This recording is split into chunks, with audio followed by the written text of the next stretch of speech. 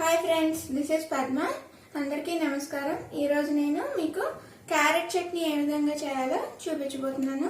దీనికి కావాల్సిన పదార్థాలు: ఒక కప్పు క్యారెట్ చిన్న ముక్కలుగా కట్ చేసుకోవాలి, ఒక కప్పు ఆనియన్, ఒక కప్పు గ్రీన్ చిల్లీ, ఒక కప్పు టమాటో, కొద్దిగా పోపు దినుసులు, కొద్దిగా చింతపండు, కరివేపాకు, కారం, ఉప్పు.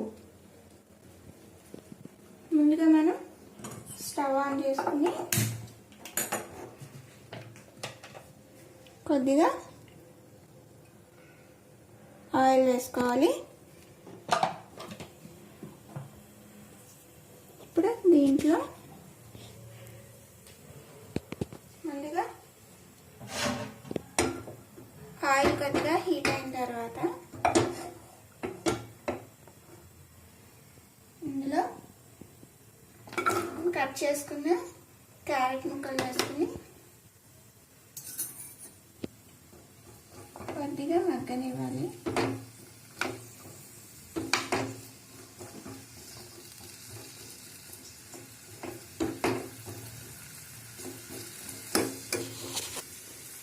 వీటిని కాసేపు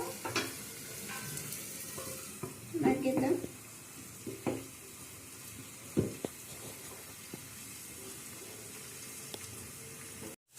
ఓకే అండి, ఇప్పుడు మనం లిడ్ తీసేసి ముక్కలు మగ్గాయలేదో చూద్దాం. క్యారెట్ ముక్కలు కాస్త మగ్గాయి. ఇప్పుడు ఇందులో కట్ చేసిన ఆనియన్,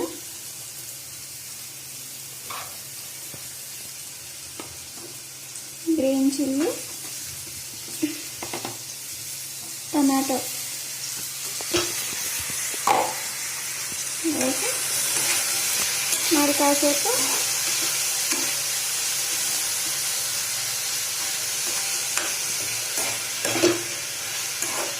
వేయించుకుందాం. ఇందులోనే కొద్దిగా చింతపండు వేస్తున్నానండి.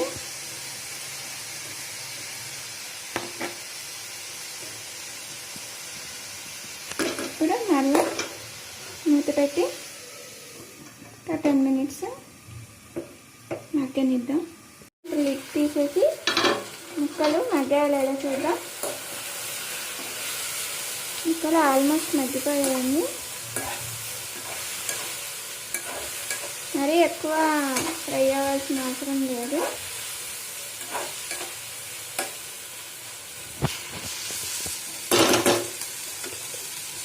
ఇప్పుడు దీన్ని స్టవ్ ఆఫ్ చేసుకుందాం. దీన్ని కాసేపు చల్లారనిద్దామండి. తర్వాత దీన్ని మిక్సీలో వేసి. ఓకే అండి, ముక్కలు చల్లారిపోయాయి. ఇప్పుడు వీటిని మనం మిక్సీ జార్లో తీసుకుని పేస్ట్ చేసుకుందాం.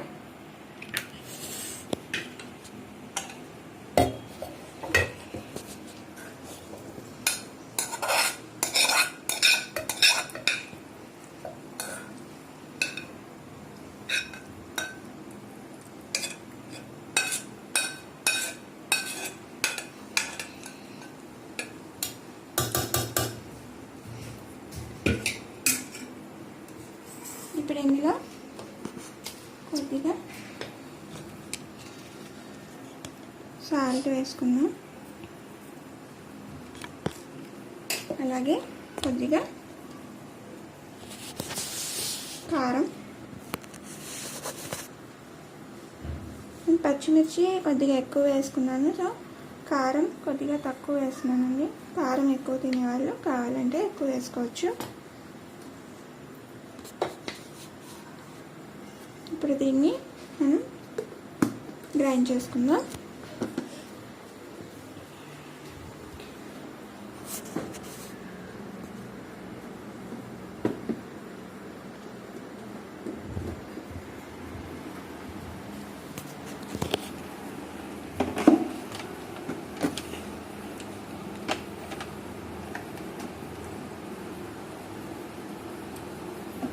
ఓకే అండి, మనం చట్నీని ఈ విధంగా బౌల్లోకి తీసుకున్నాను.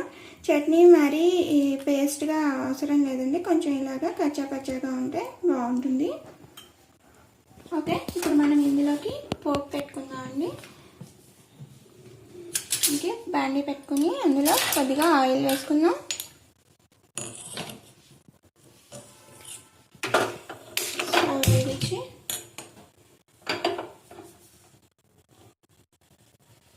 ఆయిల్ హీట్ అయిన తర్వాత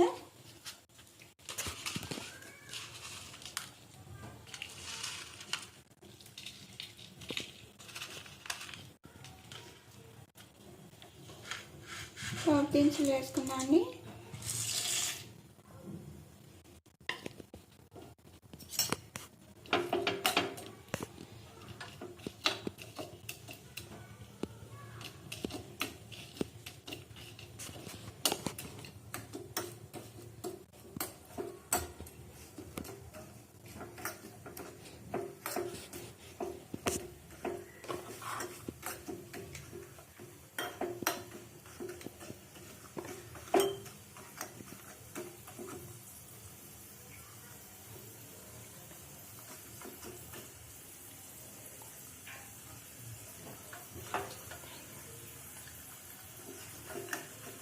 అండి, పోపు ఈ విధంగా వేయించుకోవాలి. ఇందులో కావాలనుకుంటే మనం కొద్దిగా ఇంగు కూడా యాడ్ చేసుకోవచ్చండి. ఇంగు వేయడం వల్ల కొద్దిగా టేస్ట్ పెరుగుతుంది. అవసరం లేదనుకున్న వాళ్ళు అక్కర్లేదు, వేసుకోవాలని అవసరం లేదు. నేను వేయలేదండి.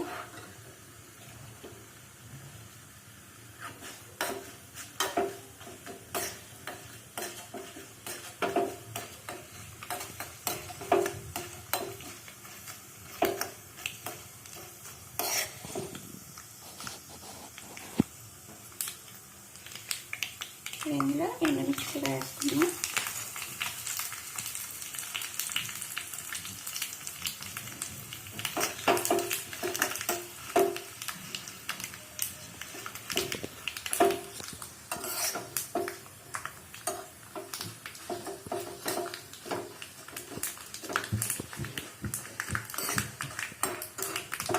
ఇలా స్టవ్ ఆఫ్ చేసుకుని కొద్దిగా కరివేపాకు కూడా వేసుకుందాం.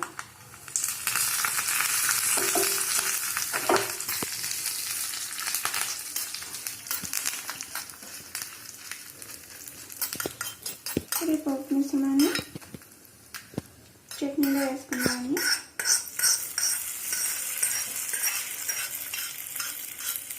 ఓకే అండి, మన క్యారెట్ చట్నీ రెడీ అయిపోయింది. ఇది దోశలోకి తర్వాత రైస్లోకి కూడా చాలా బాగుంటుందండి. ఇది తప్పకుండా ట్రై చేయండి.